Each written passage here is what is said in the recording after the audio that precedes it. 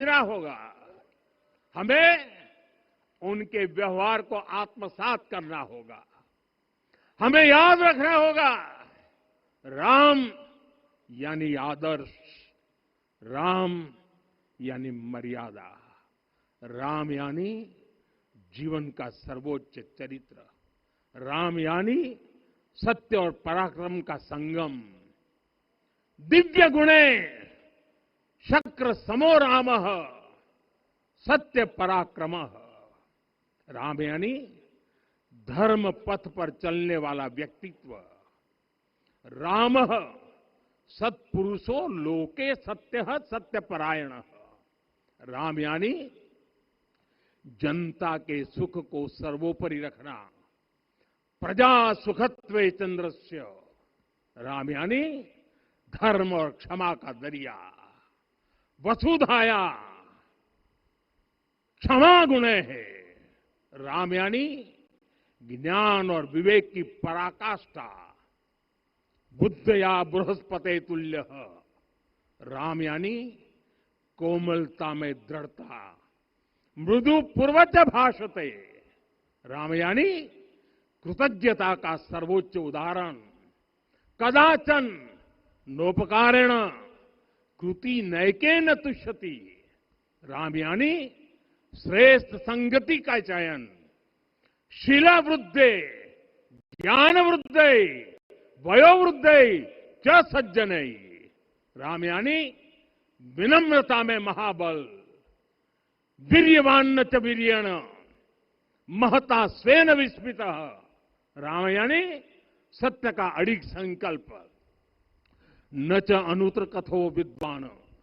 राम यानी जागरूक, अनुशासित और निष्कपट मन। निस्तिंद्र अपम्रत च स्वदोष परदोषवित।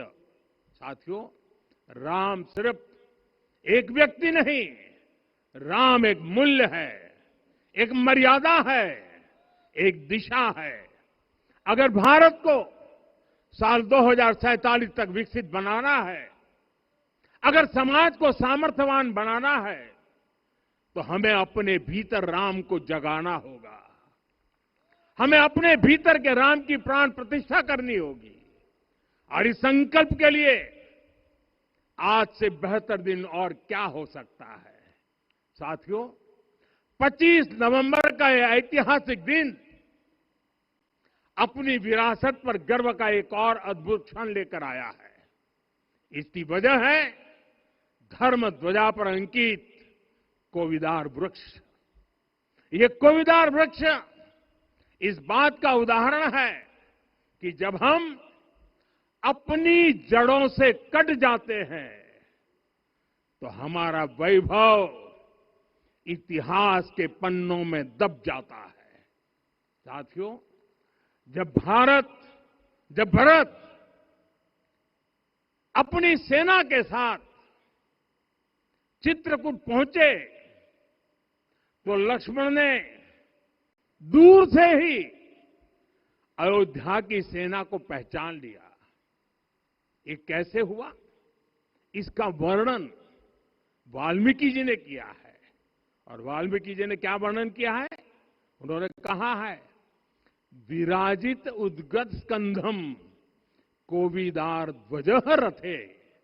लक्ष्मण कहते हैं, राम, सामने जो तेजस्वी प्रकाश में विशाल वृक्ष जैसा ध्वज दिखाई दे रहा है, वही अयोध्या की सेना का ध्वज है। उस पर कोविदार का शुभ चिन्ह अंकित है।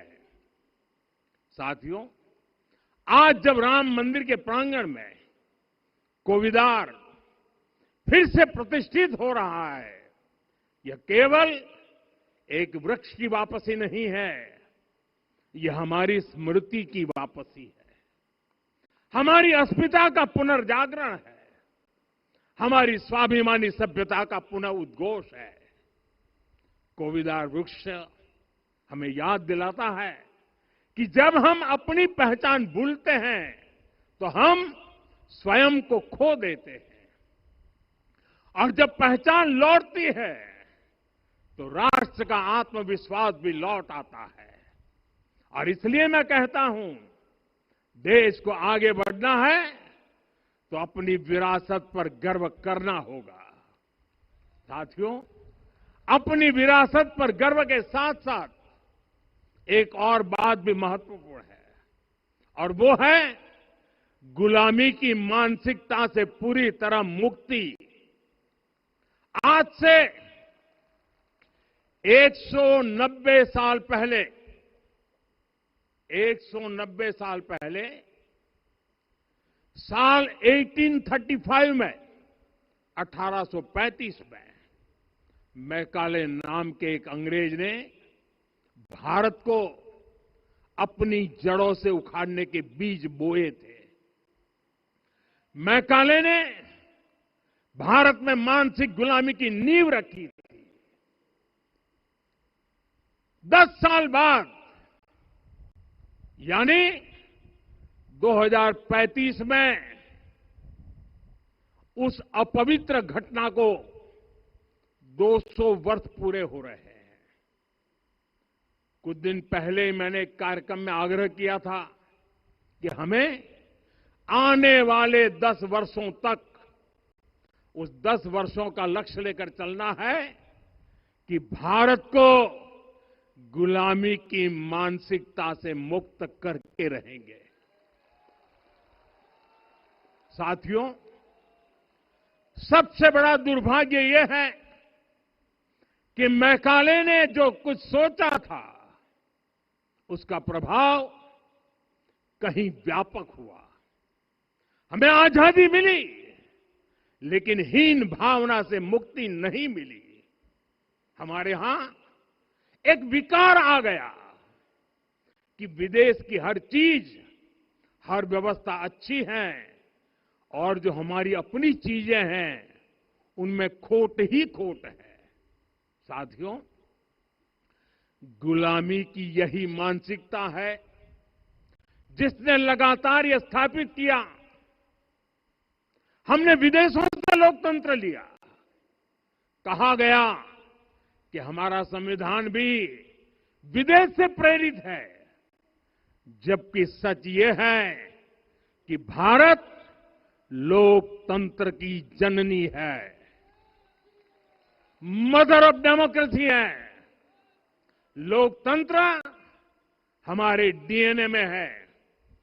साथियों, अगर आप तमिलनाडु जाएंगे तो तमिलनाडु के उत्तरी हिस्से में उत्तीर मेरूर गांव है। वहां हजारों वर्ष पहले का एक शिलालेख है।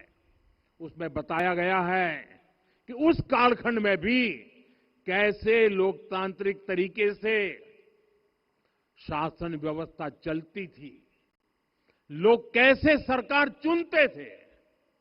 लेकिन हमारे यहां तो मैग्ना कार्टा की प्रशंसा का ही चलन रहा। हमारे यहां भगवान बसवन्ना, उनके अनुभव मंटपा की जानकारी भी सीमित रखी गई। अनुभव मंटपा यानी जहां सामाजिक, धार्मिक और आर्थिक विषयों पर सार्वजनिक बहस होती थी, जहां सामूहिक सहमति से निर्णय लिए जाते थे। लेकिन गुलामी की मानसिकता के कारण इस भारत की कितनी ही पीढ़ियों को इस जानकारी से भी वंचित रखा गया। साथियों, हमारी व्यवस्था के हर कोने में गुलामी की इस मानसिकता ने डेरा डाला हुआ था। अब याद करिए, भारतीय नौसेना का ध्वज सदियों तक उस ध्वज पर ऐसे प्रतीक बने रहे जिनका हमारी सभ्यता, हमारी शक्ति, हमारी विरासत से कोई संबंध नहीं था। अब हमने नौसेना के ध्वज से गुलामी के हर प्रतीक को हटाया है।